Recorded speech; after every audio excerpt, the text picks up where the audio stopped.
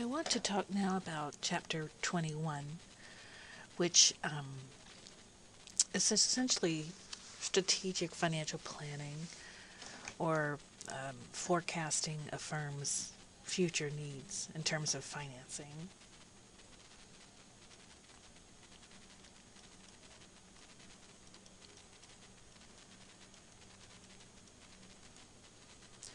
The thing about future financing needs is you can't just raise money, millions of dollars at the drop of a hat. You have to plan.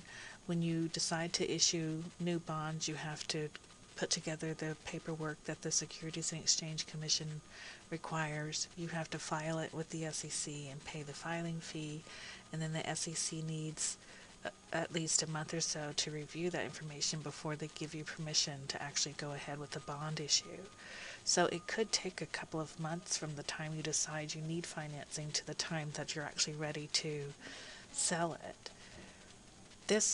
By forecasting your future financing needs, you can start that planning in advance, arrange for the financing, and then just activate it when you need it.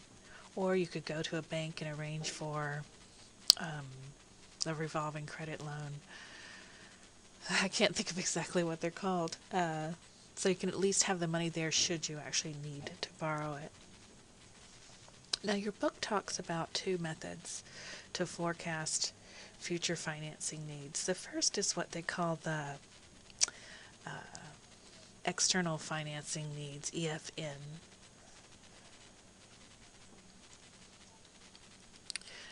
By the word external, what they're talking about is any funds you're going to need to raise outside the organization that you do have to plan for. Essentially, whenever we grow as a company, our assets tend to rise. So we need to open more stores, so our plant and equipment will rise. Our inventory will rise because we're selling more product. We have to have more inventory on hand to sell. Accounts receivable will rise because more people are buying from us on credit. So we've got these assets over here that are increasing. They have to be funded somehow. In terms of debt, there's something called spontaneous liabilities. That these tend to rise in tandem with the business growing, and you don't actually necessarily have to go out, purposely arrange a loan for these. Spontaneous liabilities would include things like accounts payable. So as my company sells more product and I have to buy more inventory, then I'm going to buy by default, buy it using the same methods I've used before, probably, which means my accounts payable will rise in tandem with my inventory. It would also include things like wages payable. I don't pay my employees every moment that they work for me. I don't just stand there handing them money. I might pay them once every 2 weeks. As my employees grow in number, or as they get raises, then my wages payable, the money that I owe them in the future, will rise in tandem with the growth of my business. So they consider accounts payable and accruals is what that's usually called. They consider those to be spontaneous liabilities. They just rise in tandem with the business, and you don't explicitly have to go out and arrange for financing. Notes payable, though, would be a short-term debt instrument that I do have to go outside the firm and purposely arrange, so it wouldn't be spontaneous. Long-term debt, bonds that I issue, I have to specifically arrange those, so it's not spontaneous. In terms of equity, there's internal equity and external equity. External equity is when I issue shares of stock. So if I go public for the very first time, that would generate a common stock account at par, and it would generate additional paid-in capital. But that requires that the company arrange to do such a thing by hiring the services of an investment banking company. There's also an internal source of equity, and that is retained earnings. Essentially, as I generate a profit and I don't pay all of that profit out as dividends, I retain some of those earnings, the whole purpose of which is to finance the purchase of additional assets in the future. Now, it might be if my company is just going to increase its assets by a small percentage, let's say 2%. It might be that spontaneous liabilities and retained earnings are sufficient. If my assets increase by, let's say, $100 million and my spontaneous liabilities increase by 25 and my retained earnings increases by 80, then I've more than generated a sufficient amount of capital spontaneously and through internal retained earnings, and I don't need to go raise any external financing. In fact, this totals 105 and this totals 100, so what would actually happen is I'd have an extra $5 to pop into my cash account over here. But what if my retained earnings only rises by 60? And accounts payable by 25, and my assets go up by 100, then this totals only 85, and my balance sheet doesn't balance. So what I'd have to do is seek $15 of external financing or non-internal financing to make up for that shortage. So maybe I would issue some additional stock and boost these accounts. Maybe I would borrow it through notes payable, or maybe I'd issue some long-term debt. But somehow I'm going to have to find a way to raise some external financing to get my balance sheet to balance, because this second scenario isn't generating enough internal financing.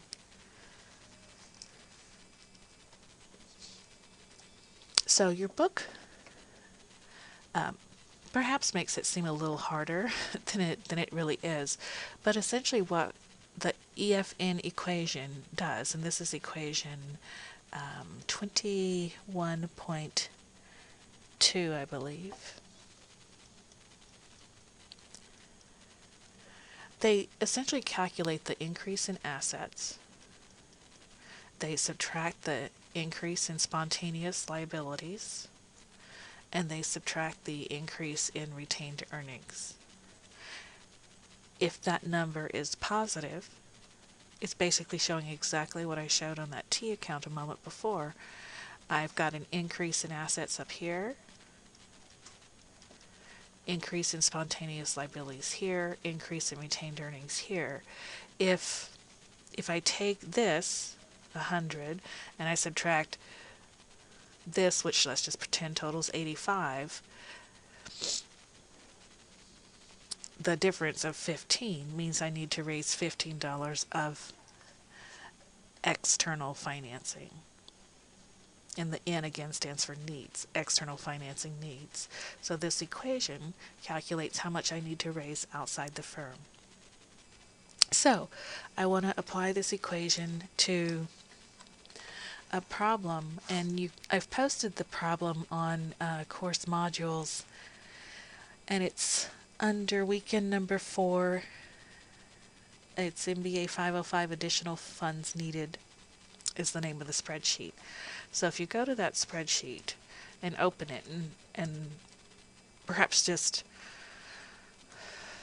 I don't know, maybe print it so that you have it to review while I'm working this, it'd probably be helpful. So essentially I've got this company, Southeast Chemicals, and here's their status as of 2012. There's their balance sheet, the left-hand side with their assets, the right-hand side with their liabilities and equity, and then I've got their income statement along with their dividends and their additional retained earnings that they're generating. Well, I want to apply the EFN equation. The EFN equation is calculate your increase in your assets, subtract the increase in your spontaneous liabilities, and then subtract the change in retained earnings.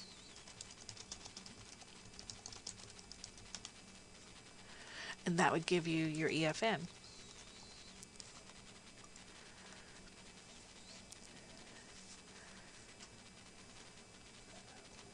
As part of this, we need to make some assumptions, and I'm going to assume initially that all of our current assets change right in tandem with sales.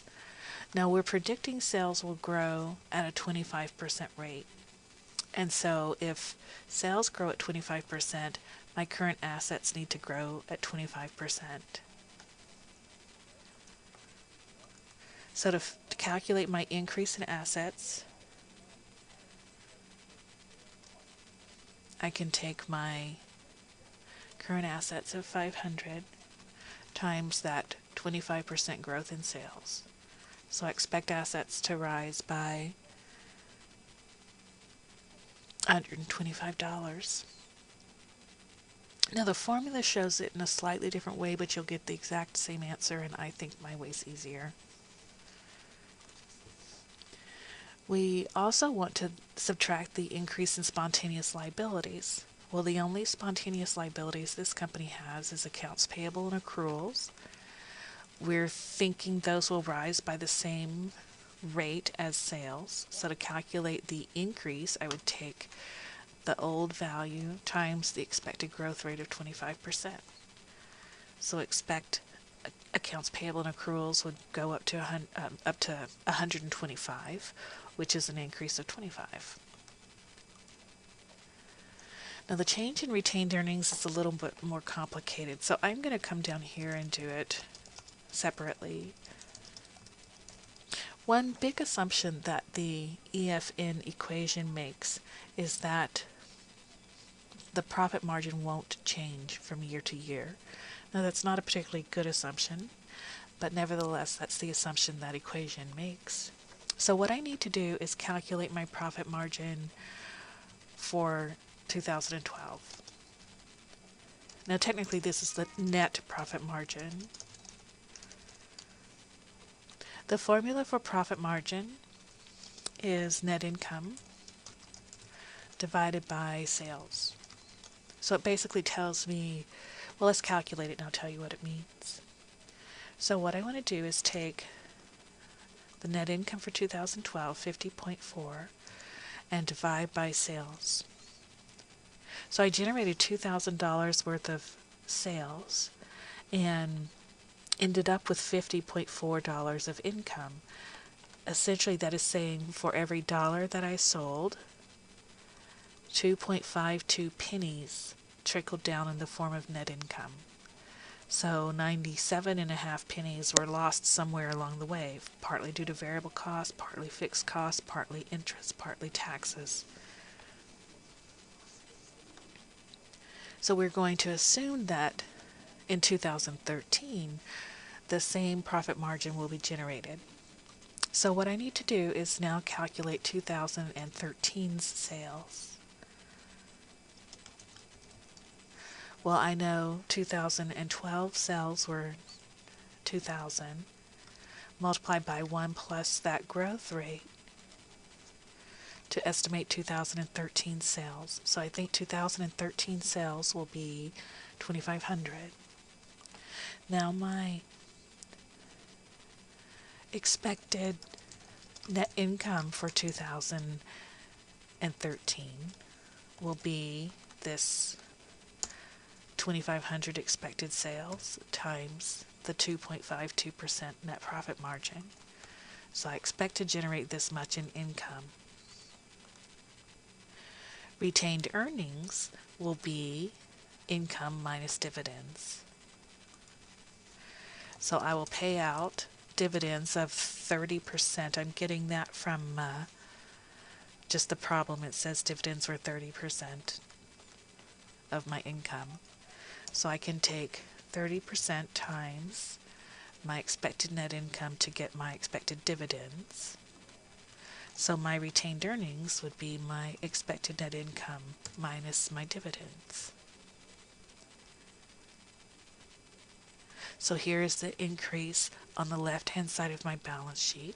Here is the increase on the right-hand side of my balance sheet. So the external financing needed would be the increase on the left-hand side minus the increase on the right-hand side.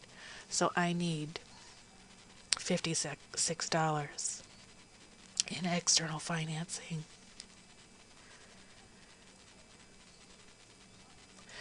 And if you follow the formula in the text, formula 21.2, and work through it exactly the way they have it, you will get the exact same answer. But again, I made, I think these first two that I have highlighted a little easier than the book does, and this one I just broke it out because I wanted y'all to see exactly what that part, the third part of the formula was doing. Now, they also demonstrate something called the percent of sales method, which is more complex, but it allows for a lot more finessing and fine-tuning. It actually is probably a much better way of determining your additional funds needed. So I am going to work that, but I'll do it in a separate video.